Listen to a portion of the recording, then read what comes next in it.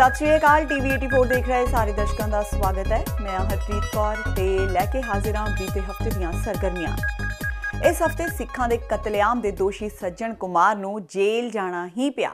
हफ्ते दे पहले दिन सज्जन कुमार ने आखिर आत्म समर्पण कर ही दिता। 1984 सिख कतलेआम दे एक मामले विच दिल्ली दी अदालत वालों दोषी ठहराए गए 73 साला सज्जन कुमार ने मैट्रोपोलिटन मैजिस्ट्रेट अदिति गर्ग सामने कोर्ट नंबर 73 विच सरैंडर किया, जिथों मुड़ उसनूं जेल भेज दिता गया।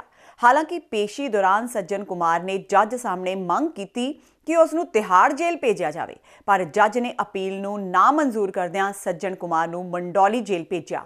सज्जन कुमार दी कोर्ट तो हवालगी देखण लई 1984 सिख कतलेआम दे पीड़ित भी कोर्ट दे बाहर मौजूद रहे। पीड़ितां दा कहना सी कि वो अपनियां अखां नाल सज्जन कुमार नूं जेल लिजाउण वाली सरकारी गड्डी विच बैठदिआं देखना चाहुंदे ने।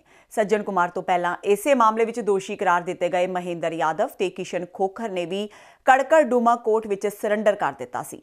इन्हां दोवां नूं भी 10-10 साल की कैद की सज़ा सुनाई गई सी। 1984 सिख कतलेआम दौरान 5 सिखां दे कतल मामले विच सज्जन कुमार नूं दिल्ली हाई कोर्ट ने ताउम्र कैद की सज़ा सुनाई है। हाईकोर्ट के ऑर्डर के हिसाब से आज हमने सरेंडर कर दिया है। कोर्ट ने ऑर्डर किया है, उसको सरेंडर करने के बाद मंडावी जेल भेज दिया है। ऐसे हमारा जी हमको जो है क्या कहते हैं जुडिक्शन जो है उसकी तिहाड़ की लगती थी, क्योंकि दिल्ली गैंग का केस है। कोर्ट ने जो है मंडावली भेजा, उसके साथ मंडावली भेजा। वहाँ पर जो है हिसाब से जो है क्या कहते हैं जेल वाले जहाँ जाएंगे वहाँ साफ तब कर लेंगे। आपने सुरक्षा की भी कुछ बात की? हमने कहा कोर्ट ने जो है ऑर्डर कर दिया है कि सेपरेट वेन में आएंगे, सेपरेट वेन में जाएंगे। इस हफ्ते सूबे विच पंचायती चोणां दा काम भी मुकम्मल हो गया। 30 तरीक नूं पंजाब भर विच नवीआं पंचायतां लई चोणां करवाईआं गईआं ते उसे दिन ही शाम नूं नतीजे भी ऐलान दिते गए। चोणां विच वड्डी गिणती विच लोकां ने शमूलियत कीती। ज़्यादातर पंचायतां सत्ता धिर कांग्रेस नाल संबंधित धिरां दीआं बणीआं। हालांकि चोणां दौरान वड्डी गिणती विच गड़बड़ियां भी सामने आईआं। विरोधी धिरां ने कैप्टन सरकार अते प्रशासन ते खुल के गुंडागर्दी करन दे दोष लगाए ते इसे कारण चोण कमीशन नूं कई हलकिआं विच मुड़ तों चोणां करवाउणीआं पईआं। 14 ਥਾਵਾਂ उत्ते 2 जनवरी नूं मुड़ वोटिंग होई। हाँ जी, साडे वा इस ग्राम पंचायत ਚੱਕ ਵਿੱਚ आज़ादी तो बाद पहली बार इलैक्शन होया। अज तक हमेशा जिन्नियां पंचायतां बणीਆਂ सर्वसम्मति ਨਾਲ बणੀਆਂ, पर इस बार थोड़ा जिहा विलका पै गया और जिहदे ਵਿੱਚ एक पंच और एक सरपंच की चोण है वो लड़ी गई। सो मैं बहुत धन्नवाद करदा पिंड वासियों का और वोटरां का, जिन्हें बड़े फर्क नाल जिता के मैनू सेवा का मौका दिता। तो मैं उम्मीद करदा और मैं पूरा विश्वास भी दवाना है कि मैं सारे वोटर के जो आसां उत्ते पूरा उतरने की कोशिश करांगा, वध चढ़ काम करांगा और हमेशा इन्हां दा रीढ़ी रहांगा। चोणां दौरान वड्डियां गड़बड़ियां देखण नूं मिलियां। फिरोजपुर के कस्बा ममदोट के पिंड लखमीर के विच बैलेट बॉक्स नूं अग लगा दी गई ते हमलावरां ने वोट पाण आए महेंद्र सिंह नाम के व्यक्ति उत्ते गड्डी चढ़ा दी, जिस नाल उसकी मौत हो गई। जदकि जाली वोटां पाण वालियां ने वित्त मंत्री मनप्रीत बादल की वोट भी भुगता दी। अपनी वोट किसी होर वल्लों पाए जाण ते पंजाब के वित्त मंत्री मनप्रीत सिंह बादल भी हैरान सन, क्योंकि बीमार होने कारण वो आप वोट पाउण लई पिंड नहीं गए। अपनी वोट पैण ते शक जताउंदिआं मनप्रीत बादल ने कहा कि बादल पिंड विच एक होर मनप्रीत सिंह बादल नाम का बंदा है। मनप्रीत ने इस मामले विच चोण कमीशन नूं कोई भी शिकायत करन तो इनकार कर दिता। उधर अकालियां ते भाजपा ने कांग्रेस सरकार ते धक्केशाहियां दे दोष लगा के चोण कमीशन नूं इस दी शिकायत भी की। वो जी गुंडागर्दी की है वो किसी के जो शह से की गई है, जो उन्होंने खिलाफ जो एक FIR कट्टी गई है, असी उसका स्वागत करते हैं। पर असी जो प्रशासन के ध्यान च मसला लिया सी, ये साढ़े को एविडेंस है कि असी प्रशासन दस चुके से पहला कि साढ़े पिंड दे विच ये माहौल हो सकता है कि कुछ भी हो सकता है। उत्थे गुंडागर्दी जो करने जो घट नहीं कर रहा है, वो कतल भी हो सकते हैं, कुछ भी किया जा सकता है। जो असी प्रशासन के ध्यान च लिया है, चाहे डिप्टी कमिश्नर हो, चाहे SSP हो, चाहे मुख्य चोण कमिशन हो, उन्होंने कोई कार्रवाई नहीं की। असी कहने हैं कि उच्च अधिकारी असी सानू हाई कोर्ट तक चाहे जाना पए, असी उन्होंने कार्रवाई करावांगे। 30 बंदे ਜਿਹੜੇ ਉਹ ਅਨਨੋਨ ਹੈਗੇ, ਅਸੀਂ ਉਹ ਸ਼ਾਰਟਲੀ ਉਹਨਾਂ ਨੂੰ ਫੜਾਂਗੇ। ਸਰ ਇਹਨਾਂ ਦਾ ਮਤਲਬ ਮੰਗੇ ਹੋਈ ਹੈ ਵੀ ਮਤਲਬ ਉਹਨਾਂ ਅਰੈਸਟ ਕੀਤਾ ਜਾਵੇ ਤਾਂ ਸਰ ਮਤਲਬ ਅਸੀਂ ਉਹਨਾਂ ਕੋਲ ਹੁਣ 2 ਦਿਨ ਦਾ ਟਾਈਮ ਲਿਆ, ਅਸੀਂ 2 ਦਿਨ ਦੇ ਵਿੱਚ ਬੰਦੇ ਨੂੰ ਫੜਾਂਗੇ। इस हफ्ते नरेंद्र मोदी भी पंजाब आए। प्रधानमंत्री नरेंद्र मोदी ने गुरदासपुर विच रैली की।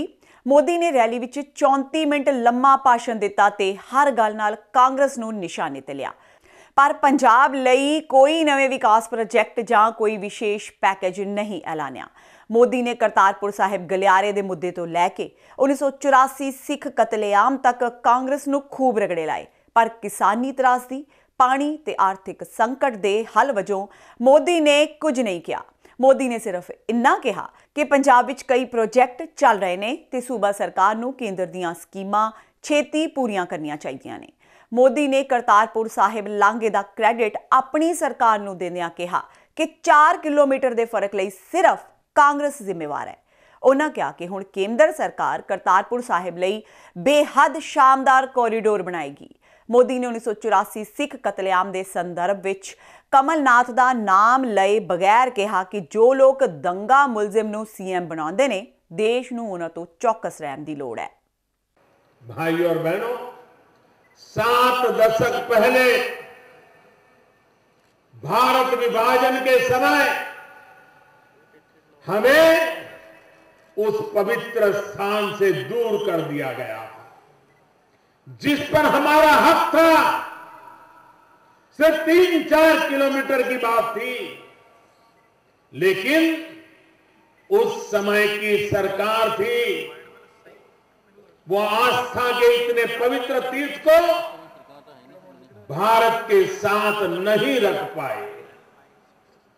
7 दशक से अपने गुरु की तपोस्थली को देश दूरबीन से देखने के लिए मजबूर है। देश की भावना को देखते हुए, करोड़ों सिख भाई बहनों की मांग को देखते हुए एनडीए की सरकार ने करतारपुर कॉरिडोर बनाने का ऐतिहासिक फैसला किया। पूरा देश गवाह है कि कैसे अपने राजनीतिक हितों को साधने के लिए कांग्रेस के नेताओं ने पाकिस्तान को मौका दे दिया। हैरानी की तो ये है बात कि कांग्रेस के नेताओं ने यहां के मुख्यमंत्री खुद अपने नेता की भी राय अनसुनी कर दी। ਪ੍ਰਧਾਨਮੰਤਰੀ ਨਰਿੰਦਰ ਮੋਦੀ ਦੀ ਗੁਰਦਾਸਪੁਰ ਰੈਲੀ ਤੋਂ ਭਾਵੇਂ ਅਕਾਲੀ ਲੀਡਰ ਬਹੁਤੇ ਖੁਸ਼ ਨਜ਼ਰ ਨਹੀਂ ਆਏ ਤੇ ਸਾਬਕਾ ਮੁੱਖ ਮੰਤਰੀ ਪ੍ਰਕਾਸ਼ ਸਿੰਘ ਬਾਦਲ ਵੀ ਰੈਲੀ ਵਿੱਚੋਂ ਗੈਰ ਹਾਜ਼ਰ ਰਹੇ, ਪਰ ਅਕਾਲੀ ਦਲ ਦੇ ਪ੍ਰਧਾਨ ਸੁਖਬੀਰ ਬਾਦਲ ਨੇ ਮੋਦੀ ਦੇ ਖੂਬ ਸੋਹਲੇ ਗਾਏ। ਸੁਖਬੀਰ ਬਾਦਲ ਨੇ ਮੋਦੀ ਵੱਲੋਂ ਮਿਸ਼ਨ 2019 ਦਾ ਪੰਜਾਬ ਤੋਂ ਆਗਾਜ਼ ਕਰਨ ਬਦਲੇ ਉਹਨਾਂ ਦਾ ਧੰਨਵਾਦ ਕੀਤਾ। ਸੁਖਬੀਰ ਬਾਦਲ ਨੇ ਕਾਂਗਰਸ ਨੂੰ ਸਿੱਖਾਂ ਉੱਪਰ ਅਤਿਆਚਾਰ ਕਰਨ ਵਾਲੀ ਪਾਰਟੀ ਕਰਾਰ ਦਿੰਦਿਆਂ ਕਿਹਾ ਕਿ ਸਿਰਫ 3 ਪ੍ਰਧਾਨ ਮੰਤਰੀਆਂ ਨੇ ਹੀ ਪੰਜਾਬ ਦਾ ਦਰਦ ਸਮਝਿਆ। ਉਹਨਾਂ ਵਿੱਚ ਅਟਲ ਬਿਹਾਰੀ ਵਾਜਪਾਈ, ਇੰਦਰ ਕੁਮਾਰ ਗੁਜਰਾਲ ਤੇ ਨਰਿੰਦਰ ਮੋਦੀ ਸ਼ਾਮਿਲ ਨੇ। ਉਹਨਾਂ ਕਿਹਾ ਕਿ ਵਾਜਪਾਈ ਨੇ ਪੰਜਾਬ ਨੂੰ ਵੱਡੇ ਪ੍ਰੋਜੈਕਟ ਦਿੱਤੇ ਤੇ ਗੁਜਰਾਲ ਨੇ 10 ਮਿੰਟ ਵਿੱਚ ਪੰਜਾਬ ਦਾ 8500 ਕਰੋੜ ਦਾ ਕਰਜ਼ਾ ਮਾਫ ਕਰ ਦਿੱਤਾ। ਉਹਨਾਂ ਮੋਦੀ ਦੀ ਖੂਬ ਪ੍ਰਸ਼ੰਸਾ ਕਰਦਿਆਂ ਕਿਹਾ ਕਿ ਮੋਦੀ ਦੀ ਪੰਜਾਬ ਨੂੰ ਵੱਡੀ ਦੇਣ ਹੈ। ਮੋਦੀ ਨੇ ਹੀ ਸਿੱਖਾਂ ਦੇ ਮਸਲੇ ਹੱਲ ਕੀਤੇ, ਕਰਤਾਰਪੁਰ ਕੋਰੀਡੋਰ ਖੁਲਵਾਇਆ ਤੇ ਸਿੱਖ ਕਤਲੇਆਮ ਦੇ ਦੋਸ਼ੀਆਂ ਨੂੰ ਸਜ਼ਾਵਾਂ ਦਵਾਈਆਂ। ਉਹਨਾਂ ਕਿਹਾ ਕਿ ਗਾਂਧੀ ਪਰਿਵਾਰ ਦੇ ਨਾਵਾਂ ਤੇ ਸੜਕਾਂ ਤੇ ਸੰਸਥਾਵਾਂ ਦੇ ਨਾਂ ਬਦਲ ਦੇਣੇ ਚਾਹੀਦੇ ਨੇ ਕਿਉਂਕਿ ਉਹ ਸਿੱਖਾਂ ਦੇ ਕਾਤਲ ਨੇ। ਪ੍ਰਧਾਨ ਮੰਤਰੀ ਨਰਿੰਦਰ ਮੋਦੀ ਦੇ ਕਾਂਗਰਸ ਤੇ ਵਾਰ ਤੋਂ ਬਾਅਦ ਮੁੱਖ ਮੰਤਰੀ ਕੈਪਟਨ ਅਮਰਿੰਦਰ ਸਿੰਘ ਨੇ ਵੀ ਮੋਦੀ ਤੇ ਤਿੱਖਾ ਹਮਲਾ ਬੋਲਿਆ। ਕੈਪਟਨ ਨੇ ਮੋਦੀ ਨੂੰ ਦੇਸ਼ ਦੀ ਆਜ਼ਾਦੀ ਤੋਂ ਬਾਅਦ ਸਭ ਤੋਂ ਮਾੜਾ ਪ੍ਰਧਾਨ ਮੰਤਰੀ ਕਰਾਰ ਦਿੱਤਾ। ਮੁੱਖ ਮੰਤਰੀ ਨੇ ਪੁੱਛਿਆ ਕਿ ਮੋਦੀ ਆਪਣਾ ਇੱਕ ਵਾਅਦਾ ਦੱਸੇ ਜਿਸ ਨੂੰ ਉਹਨਾਂ ਪੂਰਾ ਕੀਤਾ। ਇਹ ਪਹਿਲਾ ਮੌਕਾ ਹੈ ਜਦੋਂ ਮੁੱਖ ਮੰਤਰੀ ਕੈਪਟਨ ਅਮਰਿੰਦਰ ਸਿੰਘ ਨੇ ਪ੍ਰਧਾਨ ਮੰਤਰੀ ਨਰਿੰਦਰ ਮੋਦੀ ਲਈ ਤਿੱਖੇ ਸ਼ਬਦਾਂ ਦੀ ਵਰਤੋਂ ਕੀਤੀ ਹੋਵੇ। ਕੈਪਟਨ ਨੇ ਕਿਹਾ ਕਿ ਮੋਦੀ ਸਰਕਾਰ ਨਾਲੋਂ ਵੱਧ ਕੰਮ ਤਾਂ ਪੰਜਾਬ ਸਰਕਾਰ ਨੇ 2 ਸਾਲ ਦੇ ਕਾਰਜਕਾਲ ਦੌਰਾਨ ਹੀ ਕਰ ਦਿੱਤੇ। ਦੱਸਣਯੋਗ ਹੈ ਕਿ ਪ੍ਰਧਾਨ ਮੰਤਰੀ ਨਰਿੰਦਰ ਮੋਦੀ ਨੇ ਆਪਣੀ ਗੁਰਦਾਸਪੁਰ ਰੈਲੀ ਦੌਰਾਨ ਕਾਂਗਰਸ ਤੇ ਵੱਡੇ ਸ਼ਬਦੀ ਹਮਲੇ ਕੀਤੇ ਸਨ। ਪ੍ਰਧਾਨ ਮੰਤਰੀ ਨੇ ਕਿਹਾ ਸੀ ਕਿ ਕਾਂਗਰਸ 1984 ਸਿੱਖ ਵਿਰੋਧੀ ਦੰਗਿਆਂ ਦੇ ਦੋਸ਼ੀਆਂ ਨੂੰ ਹਮੇਸ਼ਾ ਬਚਾਉਂਦੀ ਆਈ ਹੈ। ਉਹਨਾਂ ਕਿਹਾ ਸੀ ਕਿ ਕਾਂਗਰਸ ਨੇ ਤਾਂ ਸਿੱਖ ਕਤਲੇਆਮ ਵਿੱਚ ਸ਼ਾਮਲ ਵਿਅਕਤੀ ਨੂੰ ਮੁੱਖ ਮੰਤਰੀ ਦੀ ਕੁਰਸੀ ਤੇ ਵੀ ਬਿਠਾ ਦਿੱਤਾ ਹੈ। ਪ੍ਰਧਾਨ ਮੰਤਰੀ ਨੇ ਕਾਂਗਰਸ ਤੇ ਕਿਸਾਨ ਵਿਰੋਧੀ ਹੋਣ ਦੇ ਦੋਸ਼ ਲਗਾਏ ਸਨ। ਮੋਦੀ ਦੇ ਇਸ ਬਿਆਨ ਤੋਂ ਭੜਕੇ ਕੈਪਟਨ ਅਮਰਿੰਦਰ ਸਿੰਘ ਨੇ ਤਿੱਖਾ ਪ੍ਰਤੀਕਰਮ ਦਿੰਦੇ ਹੋਏ ਉਹਨਾਂ ਨੂੰ ਜੁਮਲੇਬਾਜ਼ ਪ੍ਰਧਾਨ ਮੰਤਰੀ ਕਰਾਰ ਦਿੱਤਾ, ਜਿਹੜਾ ਦੇਸ਼ ਨੂੰ ਪਤਨ ਵੱਲ ਜਾ ਰਿਹਾ ਹੈ। ਮੋਦੀ ਵੱਲੋਂ ਪੰਜਾਬ ਆ ਕੇ ਕਾਂਗਰਸ ਤੇ ਨਿਸ਼ਾਨੇ ਲਗਾਉਣ ਤੋਂ ਬਾਅਦ ਕਾਂਗਰਸੀਆਂ ਨੇ ਦਿੱਲੀ ਲੋਕ ਸਭਾ ਦੇ ਬਾਹਰ ਮੋਦੀ ਤੇ ਨਿਸ਼ਾਨੇ ਲਗਾਏ। ਆਲੂ ਕਿਸਾਨਾਂ ਨੂੰ ਆਪਣੀ ਫਸਲ ਦੀ ਵਾਜਬ ਕੀਮਤ ਨਾ ਮਿਲਣ ਤੇ ਪੰਜਾਬ ਤੋਂ ਕਾਂਗਰਸ ਦੇ ਸੰਸਦ ਮੈਂਬਰਾਂ ਨੇ ਆਲੂ ਵੇਚ ਕੇ ਰੋਸ ਮੁਜ਼ਾਹਰਾ ਕੀਤਾ। ਪ੍ਰਦਰਸ਼ਨਕਾਰੀ ਸੰਸਦ ਮੈਂਬਰਾਂ ਦੀ ਅਗਵਾਈ ਕਰ ਰਹੇ ਪੰਜਾਬ ਕਾਂਗਰਸ ਦੇ ਪ੍ਰਧਾਨ ਸੁਨੀਲ ਜਾਖੜ ਨੇ ਕਿਹਾ ਕਿ ਦੇਸ਼ ਦਾ ਕਿਸਾਨ ਪਰੇਸ਼ਾਨ ਹੈ, ਪਰ ਮੋਦੀ ਜੀ ਸਿਰਫ ਅਡਾਨੀ ਤੇ ਅੰਬਾਨੀ ਲਈ ਕੰਮ ਕਰ ਰਹੇ ਨੇ। ਕਾਂਗਰਸੀ ਸਾਂਸਦਾਂ ਨੇ ਦੋਸ਼ ਲਗਾਇਆ ਕਿ ਪੀਐਮ ਸਿਰਫ ਆਰਐਸਐਸ ਦੇ ਪ੍ਰਚਾਰਕ ਵਜੋਂ ਹੀ ਬੋਲਦੇ ਨੇ। ਜਾਖੜ ਨੇ ਕਿਹਾ ਕਿ ਪੰਜਾਬ ਦੇ ਲੋਕਾਂ ਨੂੰ ਆਸ ਸੀ ਕਿ ਮੋਦੀ ਪੰਜਾਬ ਆਏ ਨੇ ਤਾਂ ਕੁਝ ਦੇ ਕੇ ਜਾਣਗੇ, ਪਰ ਅਜਿਹਾ ਕੁਝ ਨਹੀਂ ਹੋਇਆ, ਸਿਰਫ ਜੁਮਲੇਬਾਜ਼ੀ ਹੋਈ। ਜਾਖੜ ਨੇ ਕਿਹਾ ਕਿ ਪੰਜਾਬ ਦੇ ਕਿਸਾਨਾਂ ਦਾ 3500 ਕਰੋੜ ਰੁਪਏ ਦਾ ਕਰਜ਼ਾ ਮਾਫ ਹੋਇਆ ਏ ਤੇ ਪੀਐਮ ਨੂੰ ਇਹ ਰਕਮ ਛੋਟੀ ਜਿਹੀ ਲੱਗਦੀ ਹੈ ਕਿਉਂਕਿ ਉਹਨਾਂ ਦੇ ਦੋਸਤ ਮਾਲਿਆ ਜਿਹੇ ਕਾਰੋਬਾਰੀ ਨੇ।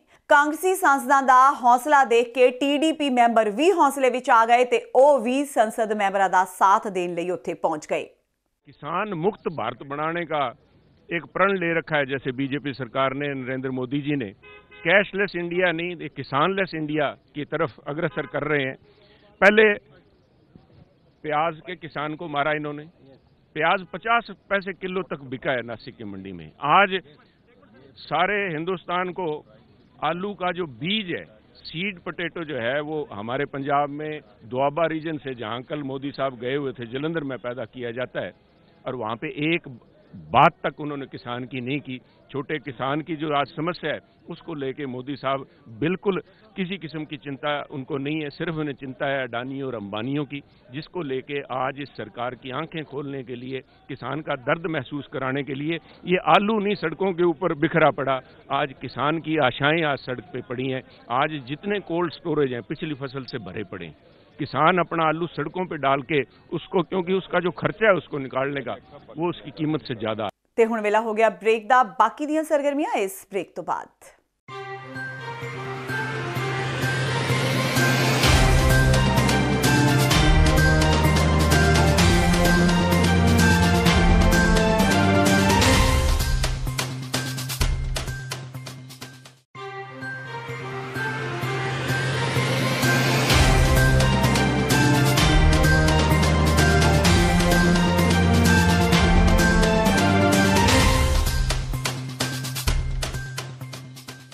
ब्रेक तो बाद टीवी 84 ਦੇ ਇਸ ਪ੍ਰੋਗਰਾਮ ਵਿੱਚ ਸਵਾਗਤ ਹੈ। ਭਾਜਪਾ ਦੀ ਚੋਣ ਮੁਹਿੰਮ ਦੀ ਸ਼ੁਰੂਆਤ ਤੋਂ ਬਾਅਦ ਆਮ ਆਦਮੀ ਪਾਰਟੀ ਨੇ ਵੀ ਤਿਆਰੀ ਖਿੱਚ ਲਈ। ਇਸ ਹਫਤੇ ਆਮ ਆਦਮੀ ਪਾਰਟੀ ਦੀ ਪੰਜਾਬ ਨਾਲ ਸੰਬੰਧਿਤ ਸਾਰੀ ਲੀਡਰਸ਼ਿਪ ਕੇਜਰੀਵਾਲ ਦੇ ਦਰਬਾਰ ਪਹੁੰਚੀ। ਵਿਧਾਨ ਸਭਾ ਚੋਣਾਂ ਵਿੱਚ ਹਾਰ ਮਗਰੋਂ ਪਾਰਟੀ ਸੁਪਰੀਮੋ ਅਰਵਿੰਦ ਕੇਜਰੀਵਾਲ ਪਹਿਲੀ ਵਾਰ ਸਾਰੀ ਲੀਡਰਸ਼ਿਪ ਨਾਲ ਇਕੱਠੇ ਮੀਟਿੰਗ ਕੀਤੀ। ਇਸ ਮੀਟਿੰਗ ਵਿੱਚ ਲੋਕ ਸਭਾ ਚੋਣਾਂ ਬਾਰੇ ਰਣਨੀਤੀ ਉਲੀਕੀ ਗਈ। ਕੇਜਰੀਵਾਲ ਨੂੰ ਮਿਲਣ ਪੰਜਾਬ ਦੀ ਕੋਰ ਕਮੇਟੀ ਦੇ 22 ਮੈਂਬਰ, ਪਾਰਟੀ ਦੇ ਸੰਸਦ ਮੈਂਬਰ ਤੇ ਵਿਧਾਇਕ, ਸਮੁੱਚੀ ਸੂਬਾਈ ਲੀਡਰਸ਼ਿਪ, ਲੋਕ ਸਭਾ ਚੋਣਾਂ ਲਈ ਐਲਾਨੇ 5 ਉਮੀਦਵਾਰ, ਜ਼ੋਨ ਪ੍ਰਧਾਨ, ਜ਼ਿਲ੍ਹਾ ਪ੍ਰਧਾਨ, ਹਲਕਾ ਇੰਚਾਰਜ, ਬਲਾਕ ਪ੍ਰਧਾਨ ਤੇ ਸਾਰੇ ਵਿੰਗਾਂ ਦੇ ਆਗੂ ਦਿੱਲੀ ਪਹੁੰਚੇ। ਮੰਨਿਆ ਜਾ ਰਿਹਾ ਹੈ ਕਿ ਇਸ ਮੀਟਿੰਗ ਵਿੱਚ ਲੋਕ ਸਭਾ ਚੋਣਾਂ ਤੋਂ ਇਲਾਵਾ ਪੰਜਾਬ ਵਿੱਚ ਕਿਸੇ ਧਿਰ ਨਾਲ ਗੱਠਜੋੜ, ਬਾਗੀ ਖਹਿਰਾ ਧੜੇ ਬਾਰੇ ਰਣਨੀਤੀ ਤੇ ਉਮੀਦਵਾਰਾਂ ਦੇ ਐਲਾਨ ਬਾਰੇ ਚਰਚਾ ਕੀਤੀ ਗਈ। ਇਸ ਤੋਂ ਇਲਾਵਾ ਕੇਜਰੀਵਾਲ ਨੇ ਪੰਜਾਬ ਲੀਡਰਸ਼ਿਪ ਦੇ ਗਿਲੇ ਸ਼ਿਕਵੇ ਵੀ ਸੁਣੇ ਤੇ ਉਹਨਾਂ ਨੂੰ ਸਮਝਾਉਣ ਦੀ ਵੀ ਪੂਰੀ ਕੋਸ਼ਿਸ਼ ਕੀਤੀ। ਆਮ ਆਦਮੀ ਪਾਰਟੀ ਦੀ ਹਾਈ ਕਮਾਂਡ ਰੂਸਿਆਂ ਨੂੰ ਮਨਾਉਣ ਵਿੱਚ ਲੱਗੀ ਰਹੀ, ਜਦਕਿ ਹਰਵਿੰਦਰ ਸਿੰਘ ਫੂਲਕਾ ਨੇ ਕੇਜਰੀਵਾਲ ਦਾ ਝਾੜੂ ਹੀ ਛੱਡ ਦਿੱਤਾ। 1984 ਸਿੱਖ ਕਤਲੇਆਮ ਦੇ ਵਕੀਲ ਹਰਵਿੰਦਰ ਸਿੰਘ ਫੂਲਕਾ ਨੇ ਆਮ ਆਦਮੀ ਪਾਰਟੀ ਤੋਂ ਇਸ ਹਫਤੇ ਅਸਤੀਫਾ ਦੇ ਦਿੱਤਾ। ਆਪਣਾ ਅਸਤੀਫਾ ਦੇਣ ਤੋਂ ਬਾਅਦ ਉਹਨਾਂ ਦੋ ਵੱਖ-ਵੱਖ ਫਰੰਟਾਂ ਤੇ ਆਪਣੀ ਲੜਾਈ ਸ਼ੁਰੂ ਕਰਨ ਦਾ ਅਹਿਦ ਵੀ ਲਿਆ। ਫੂਲਕਾ ਨੇ ਕਿਹਾ ਕਿ ਉਹ ਹੁਣ ਪੰਜਾਬ ਵਿੱਚੋਂ ਨਸ਼ੇ ਖਤਮ ਕਰਨ ਤੇ ਪੰਥਕ ਸੁਧਾਰਾਂ ਲਈ ਕੰਮ ਕਰਨਗੇ। ਉਹਨਾਂ ਕਿਹਾ ਕਿ ਆਪ ਦੀਆਂ ਨੀਤੀਆਂ ਨਾ ਪਸੰਦ ਹੋਣ ਕਰਕੇ ਹੀ ਉਹਨਾਂ ਨੂੰ ਪਾਰਟੀ ਨੂੰ ਛੱਡਿਆ।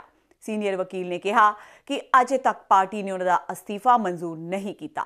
ਫੂਲਕਾ ਨੇ ਕਿਹਾ ਕਿ ਉਹ 6 ਮਹੀਨਿਆਂ ਦੇ ਅੰਦਰ ਪੰਜਾਬ ਵਿੱਚ ਸਮਾਜ ਸੇਵੀਆਂ ਨੂੰ ਨਾਲ ਲੈ ਕੇ ਇੱਕ ਸੰਗਠਨ ਬਣਾਉਣਗੇ ਤੇ ਇਹ ਸੰਗਠਨ ਪੰਜਾਬ ਵਿੱਚ ਨਸ਼ੇ ਦੇ ਖਿਲਾਫ ਲੜਾਈ ਲੜੇਗਾ। ਇਸ ਦੇ ਨਾਲ ਹੀ ਫੂਲਕਾ ਨੇ ਇਹ ਵੀ ਕਿਹਾ ਕਿ ਇਸ ਸੰਗਠਨ ਰਾਹੀਂ SGPC ਨੂੰ ਸਿਆਸੀ ਲੋਕਾਂ ਦੇ ਹੱਥਾਂ ਵਿੱਚੋਂ ਮੁਕਤ ਕਰਵਾ ਕੇ ਲੋਕ ਭਲਾਈ ਤੇ ਪੰਜਾਬ ਦੇ ਜਨਤਾ ਦੇ ਹਿੱਤ ਲਈ ਵਰਤਿਆ ਜਾਵੇਗਾ। ਦਿੱਲੀ ਵਿੱਚ ਪੱਤਰਕਾਰਾਂ ਨਾਲ ਗੱਲਬਾਤ ਕਰਦਿਆਂ ਫੂਲਕਾ ਨੇ ਕਿਹਾ ਕਿ 8 ਸਾਲ ਪਹਿਲਾਂ ਅੰਨਾ ਹਜ਼ਾਰੇ ਵੱਲੋਂ ਚਲਾਏ ਗਏ ਮੂਵਮੈਂਟ ਵਿੱਚ ਕਈ ਸਮਾਜ ਸੇਵੀਆਂ ਨੇ ਹਿੱਸਾ ਲਿਆ ਤੇ ਇਸ ਵਿੱਚੋਂ ਕਈ ਲੀਡਰ ਵੀ ਨਿਕਲੇ। ਉਹਨਾਂ ਕਿਹਾ ਕਿ ਅੱਜ ਫਿਰ ਅੰਨਾ ਹਜ਼ਾਰੇ ਨੂੰ ਉਸੇ ਤਰ੍ਹਾਂ ਦਾ ਮੂਵਮੈਂਟ ਚਲਾਉਣ ਦੀ ਜ਼ਰੂਰਤ ਹੈ।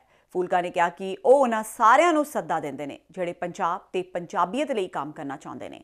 ਫੂਲਕਾ ਨੇ ਕਿਹਾ ਕਿ ਉਹ ਪੰਜਾਬ ਦੀ ਭਲਾਈ ਲਈ ਸਿਆਸਤ ਵਿੱਚ ਆਏ ਸਨ ਤੇ ਉਹਨਾਂ ਨੂੰ 5 ਸਾਲ ਦੇ ਸਿਆਸੀ ਸਫ਼ਰ ਵਿੱਚ ਲੋਕਾਂ ਵੱਲੋਂ ਭਰਵਾਂ ਸਮਰਥਨ ਮਿਲਿਆ। आप सबको मालूम है कि मैं जो एक्टिव पॉलिटिक्स से अपना किनारा किया हुआ है, मैं पार्टी की किसी एक्टिविटी में नहीं आया, किसी एक्टिव पॉलिटिक्स में नहीं आया। मैं सिर्फ 84 के केस, जहाँ जो मेरा सोशल वर्क का काम है, जो पंजाब में मैं वो करता रहा, वो कर रहा था। अब जब 5 साल के पॉलिटिक्स के तजर्बे ने ये सिखलाया कि जो फैसला 2012 में किया गया था कि इस मूवमेंट को पॉलिटिक्स में, पॉलिटिकल पार्टी में कन्वर्ट किया जाए, मेरा जो अपना विचार है कि शायद वो फैसला सही नहीं था। मूवमेंट को वहीं पे चलना चाहिए था, पॉलिटिकल पार्टीज वहां से निकलती और लोग वहां से पॉलिटिक्स में जाते, मगर मूवमेंट को खत्म नहीं होना चाहिए था। आज मेरा ये विचार है, आज हमें जरूरत है एक वही अन्ना हजारे जैसी मूवमेंट देश में खड़ी करने की, एक पैरेलल संगठन ऐसा खड़ा करने का जो जिसमें ये ताकत हो कि सच को सच कहे और गलत को गलत कहे। ਐਸਜੀਪੀਸੀ ਬਾਰੇ ਹਰਵਿੰਦਰ ਸਿੰਘ ਫੂਲਕਾ ਵੱਲੋਂ ਦਿੱਤੇ ਗਏ ਬਿਆਨ ਤੋਂ ਬਾਅਦ ਐਸਜੀਪੀਸੀ ਦੇ ਪ੍ਰਧਾਨ ਭਾਈ ਗੋਬਿੰਦ ਸਿੰਘ ਲੋਂਗੋਵਾਲ ਦਾ ਪ੍ਰਤੀਕਰਮ ਵੀ ਸਾਹਮਣੇ ਆਇਆ ਹੈ। ਐਸਜੀਪੀਸੀ ਦੇ ਪ੍ਰਧਾਨ ਭਾਈ ਗੋਬਿੰਦ ਸਿੰਘ ਲੋਂਗੋਵਾਲ ਨੇ ਕਿਹਾ ਹੈ ਕਿ ਐਸਜੀਪੀਸੀ ਇੱਕ ਖੁਦ ਮੁਖਤਿਆਰੀ ਸੰਸਥਾ ਹੈ ਤੇ ਇਸ ਵਿੱਚ ਕੋਈ ਰਾਜਨੀਤਿਕ ਦਖਲਅੰਦਾਜ਼ੀ ਨਹੀਂ ਹੈ। ਕੋਈ ਪਾਰਟੀ ਦਾ ਨਹੀਂ, ਸਾਰੀਆਂ ਉਹਦੀਆਂ ਬੇਬੁਨਿਆਦ ਗੱਲਾਂ ਨੇ। ਉਹ ਫਰਸਟ੍ਰੇਟ ਹੋਇਆ ਹੈ ਬੰਦਾ ਹੈਗਾ, ਕਿਤੇ ਕੋਈ ਗੱਲਾਂ ਬੋਲਦਾ, ਕਿਤੇ ਕੋਈ ਗੱਲਾਂ ਬੋਲਦਾ, ਕਿਤੇ ਪਾਰਟੀ ਦੇ ਵਿੱਚ ਪਹਿਲਾਂ ਆ ਰਿਹਾ, ਕਿਤੇ ਕੋਈ ਅਸਤੀਫਾ ਦੇ ਦਿੰਦਾ। ਸੋ ਉਸ ਤਰ੍ਹਾਂ ਦੀਆਂ ਕੋਈ ਗੱਲਾਂ ਨਹੀਂ। ਪਾਰਟੀ ਸਾਡੀ ਜਿਹੜੀ ਸ਼੍ਰੋਮਣੀ ਗੁਰਦੁਆਰਾ ਪ੍ਰਬੰਧਕ ਕਮੇਟੀ ਹੈ, ਪੂਰਨ ਇੰਡੀਪੈਂਡੈਂਟ ਤੌਰ 'ਤੇ, ਸੁਤੰਤਰਤਾ ਦੇ ਤੌਰ 'ਤੇ ਸਾਰੇ ਆਪਣੇ ਕਾਰਜ ਕਰਦੇ ਹਾਂ। ਇਹਦੇ ਵਿੱਚ ਕਿਸੇ ਹੋਰ ਦਾ ਦਖਲ ਨਹੀਂ ਹੈ, ਕਿਸੇ ਪਾਰਟੀ ਦਾ ਦਖਲ ਨਹੀਂ ਹੈ। ਆਮ ਆਦਮੀ ਪਾਰਟੀ ਨੇ ਚਾਹੇ ਹਰਵਿੰਦਰ ਸਿੰਘ ਫੂਲਕਾ ਨੂੰ ਅਲਵਿਦਾ ਕਹਿ ਦਿੱਤੀ, ਪਰ ਆਪ ਅਜੇ ਵੀ ਫੂਲਕਾ ਦਾ ਸਾਥ ਛੱਡਣਾ ਨਹੀਂ ਚਾਹੁੰਦੀ। ਫੂਲਕਾ ਦੇ ਅਸਤੀਫੇ ਤੋਂ ਬਾਅਦ ਵੀ ਵਿਰੋਧੀ ਧਿਰ ਦੇ ਨੇਤਾ ਹਰਪਾਲ ਸਿੰਘ ਚੀਮਾ ਦਾ ਬਿਆਨ ਸਾਹਮਣੇ ਆਇਆ, ਜਿਸ ਵਿੱਚ ਚੀਮਾ ਨੇ ਕਿਹਾ ਕਿ ਆਮ ਆਦਮੀ ਪਾਰਟੀ ਫੂਲਕਾ ਦੀਆਂ ਐਸਜੀਪੀਸੀ ਚੋਣਾਂ ਵਿੱਚ ਡਟ ਕੇ ਹਮਾਇਤ ਕਰੇਗੀ। ਹਾਲਾਂਕਿ ਫੂਲਕਾ ਨੇ ਆਮ ਆਦਮੀ ਪਾਰਟੀ ਬਣਨ ਦੇ ਵਿਰੋਧ ਵਿੱਚ ਬਿਆਨ ਦਿੰਦੇ ਹੋਏ ਕਿਹਾ ਕਿ ਅੰਨਾ ਹਜ਼ਾਰੇ ਅੰਦੋਲਨ ਹੀ ਰਹਿੰਦਾ ਤਾਂ ਚੰਗੀ ਗੱਲ ਸੀ। ਇਸ ਬਾਰੇ ਹਰਪਾਲ ਚੀਮਾ ਨੇ ਸਪਸ਼ਟੀਕਰਨ ਦਿੰਦਿਆਂ ਕਿਹਾ ਕਿ ਅੰਨਾ ਹਜ਼ਾਰੇ ਅੰਦੋਲਨ ਭ੍ਰਿਸ਼ਟਾਚਾਰ ਖਤਮ ਕਰਨਾ ਚਾਹੁੰਦਾ ਸੀ ਤੇ ਆਮ ਆਦਮੀ ਪਾਰਟੀ ਵੀ ਉਸੇ ਹੀ ਮੁੱਦਿਆਂ ਤੇ ਕੰਮ ਕਰ ਰਹੀ ਹੈ। देखो जी, फूलका साहब ने इस्तीफा दिता कल, पर कारण नहीं पता लग सके।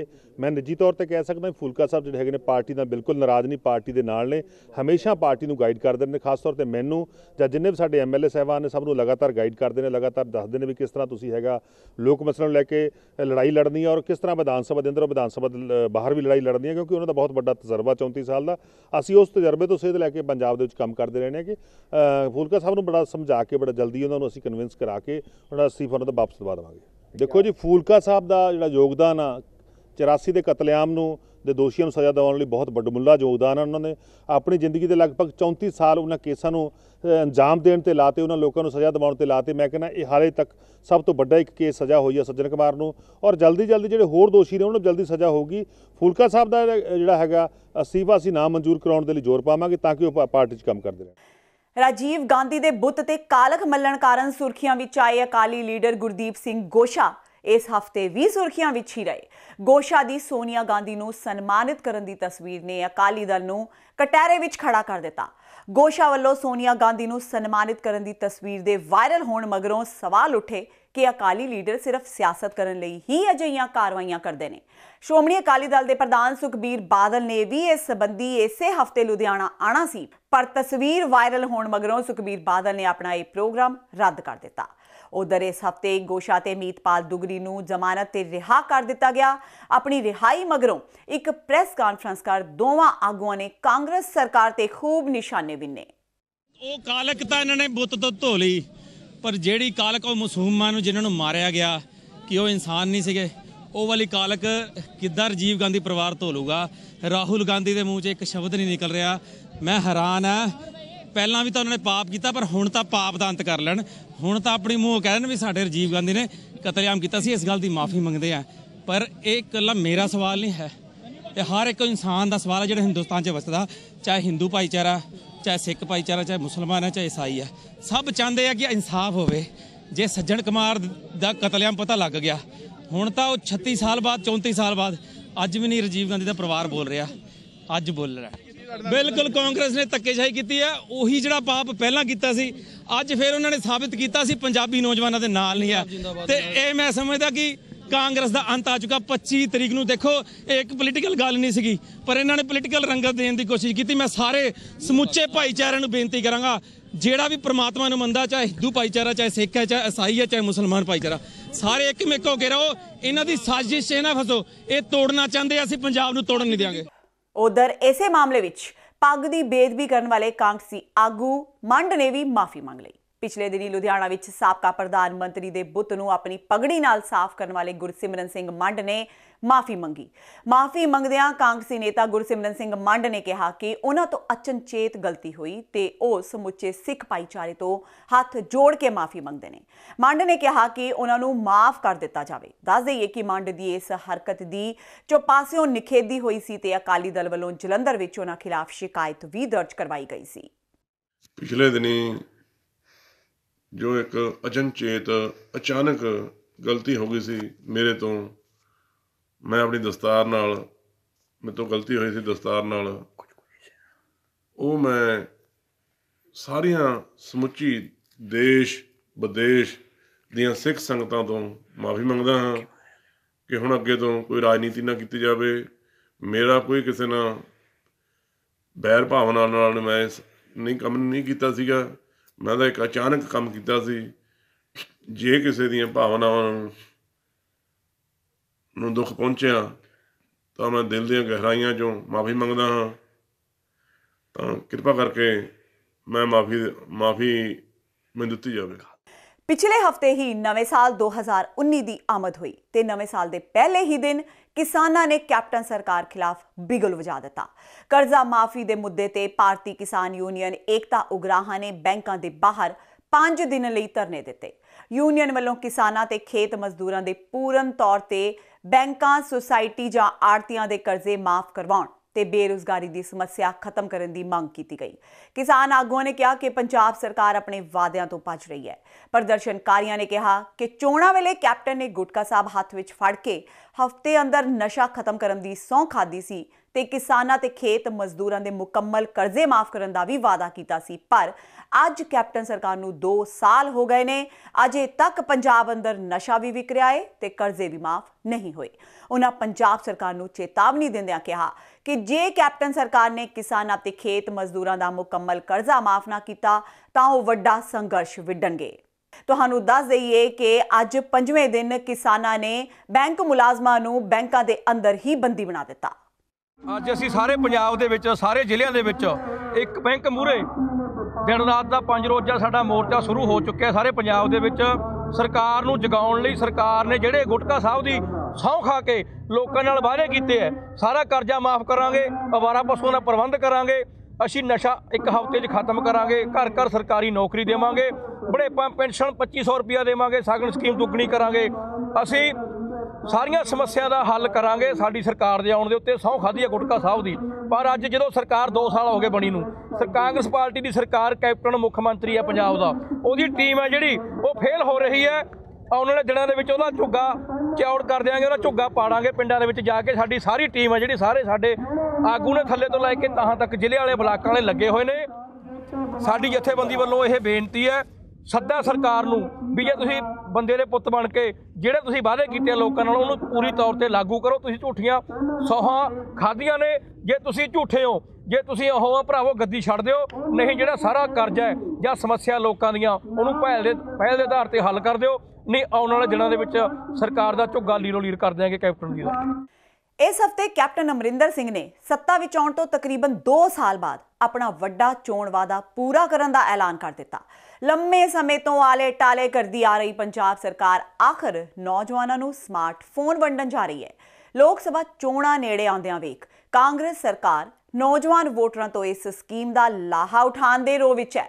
ਇਸ ਹਫ਼ਤੇ ਕੈਬਨਿਟ ਦੀ ਮੀਟਿੰਗ ਤੋਂ ਬਾਅਦ ਪੱਤਰਕਾਰਾਂ ਨਾਲ ਗੱਲਬਾਤ ਕਰਦਿਆਂ ਕੈਬਨਿਟ ਮੰਤਰੀ ਅਰੁਣਾ ਚੌਧਰੀ ਨੇ ਕਿਹਾ ਕਿ ਮੁੱਖ ਮੰਤਰੀ ਕੈਪਟਨ ਅਮਰਿੰਦਰ ਸਿੰਘ ਨੇ ਫੈਸਲਾ ਲਿਆ ਹੈ ਕਿ ਸਮਾਰਟਫੋਨ ਵੰਡਣ ਦੀ ਸ਼ੁਰੂਆਤ ਸਰਕਾਰੀ ਸਕੂਲਾਂ, ਕਾਲਜਾਂ ਤੇ ਹੋਰ ਤਕਨੀਕੀ ਅਦਾਰਿਆਂ ਤੋਂ ਪਾਸ ਹੋਣ ਵਾਲੇ ਵਿਦਿਆਰਥੀਆਂ ਤੋਂ ਕੀਤੀ ਜਾਵੇਗੀ। ਹਾਲਾਂਕਿ ਇਹ ਫੋਨ ਸਿਰਫ ਉਹਨਾਂ ਵਿਦਿਆਰਥੀਆਂ ਨੂੰ ਹੀ मिलणगे जो स्वै घोषणा पत्र देंगे कि वो कोई भी स्मार्टफोन नहीं रखते।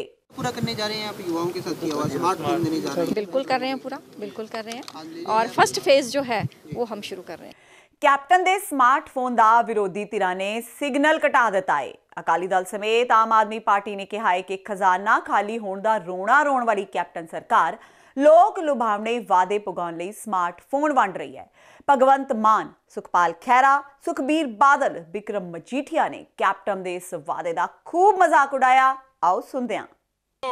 ਇਹਨਾਂ ਨੇ ਮੋਬਾਈਲ ਨਹੀਂ ਦੇਣਾ। ਮੈਂ ਤਾਂ ਸਾਰੇ ਨੌਜਵਾਨਾਂ ਨੂੰ ਬੇਨਤੀ ਕਰੂੰਗਾ ਜਾਂ ਤਾਂ ਇਹ ਦੇਣ ਆਈਫੋਨ ਜਿਹੜੇ ਆਪ ਇਹ ਵਜ਼ੀਰ ਵਰਤਦੇ ਆ, ਜੇ ਤਾਂ ਦੇਣਗੇ ਦੂਜੇ ਕੋਈ ਘਟੀਆ ਫੋਨ ਕਿਸੇ ਦੇ ਕੰਨ 'ਚ ਬਲਾਸਟ ਹੋ ਜੂ, ਪਾਟ ਜੂ ਬੈਟਰੀ, ਆਪ ਦਾ ਨੁਕਸਾਨ ਵੀ ਕਰਾਉਂਗੇ ਇਹਨਾਂ ਦੇ ਫੋਨ ਦੇ ਚੱਕਰ 'ਚ। ਇਹਨਾਂ ਨੂੰ ਕਹੋ ਆਹ ਫੋਨ ਤੁਸੀਂ ਰੱਖ ਲਓ, ਵਜ਼ੀਰ ਤੇ ਮੁੱਖ ਮੰਤਰੀ ਜਿਹੜਾ ਆਈਫੋਨ ਵਰਤਦਾ ਉਹ ਸਾਨੂੰ ਦੇ ਦਿਓ। ਸੋ ਇੱਕ ਫਰਾਡ ਖੇਡਿਆ। ਹੁਣ ਕਹਿੰਦੇ ਮੋਬਾਈਲ ਫੋਨ ਦੇਣੇ ਆ, ਉਦੋਂ ਪਹਿਲੇ ਕੀ ਕਹਿੰਦੇ ਸੀ ਹਰ ਨੌਜਵਾਨ ਨੂੰ ਮੈਂ ਮੋਬਾਈਲ ਫੋਨ ਦੇਵਾਂਗਾ, ਤਾਂ ਹੁਣ ਕਹਿੰਦੇ ਜਿਹੜੇ ਸਰਕਾਰੀ ਸਕੂਲ 'ਚ 12ਵੀਂ 'ਚ ਪੜ੍ਹਦੇ ਜਾਂ BA 'ਚ ਫਾਈਨਲ ਈਅਰ 'ਚ ਹੈ ਉਹ ਵੀ ਐਫੀਡੇਵਿਟ ਦੇਣਗੇ ਕਿ ਸਾਡੇ ਕੋਲੇ ਮੋਬਾਈਲ ਨਹੀਂ ਹੈ। ਹੁਣ ਕਿਹੜੇ ਬੱਚੇ ਕੋਲੇ ਮੋਬਾਈਲ ਨਹੀਂ ਹੈ ਤੇ ਫਿਰ ਐਡਾ ਵੱਡਾ ਫਰਾਡ ਕਿਉਂ ਕਰਦੇ ਹੋ?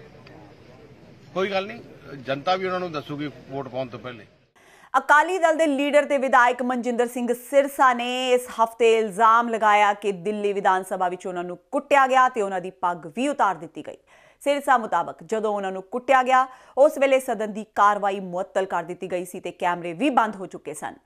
सिरसा ने ट्वीट करदियां कहा कि इस दिन तो ज्यादा दुखी हो जिंदगी विच कदे नहीं होए ते ना ही कदे होणगे। सिरसा मुताबक विधान सभा के स्पीकर के कहण ते मार्शल ने उन्हां दी पग नूं हथ पाया, जिस दौरान उन्हां दी पग लै गई। सिरसा ने कहा कि वह वार-वार कहंदे रहे कि उन्हां दी पग ना उतारी जावे। इस तो इलावा ट्विटर ते कुछ ट्वीट भी किए, जिस तो पता लगता है कि सिरसा ने बाद विच बाथरूम विच जाके अपनी पग ठीक की। सिरसा ने कहा कि विधान सभा विच सिखां दी गल करना गलत है। उन्होंने कहा कि जदों यह सब होया सदन विच उस वेले सौरभ भारद्वाज ते जरनैल सिंह भी मौजूद सन। उन्होंने यह भी कहा कि केजरीवाल भी कांग्रेस की राह पै सिखां ते अत्याचार कर रहे हैं। हालांकि सिरसा के दावियां दे उल्ट वीडियो विच सिरसा की पग उतारदा कोई भी दिखाई नहीं दे रहा। इनको इज्जत से उठाओ, बाहर फेंक के आओ। ये खुद पगड़ी उतार रहे हैं, ड्रामे कर रहे हैं। ये उठा के फेंक के आओ बाहर इसको। तो 2 घंटे से लड़की कर रही है यहाँ पे, ड्रामेबाज ना हो तो एक नंबर का। ते ये सन इस हफ्ते दीयां सरगर्मियां। हुण मैनूं हरप्रीत कौर नूं दिओ इजाजत। सत श्री अकाल।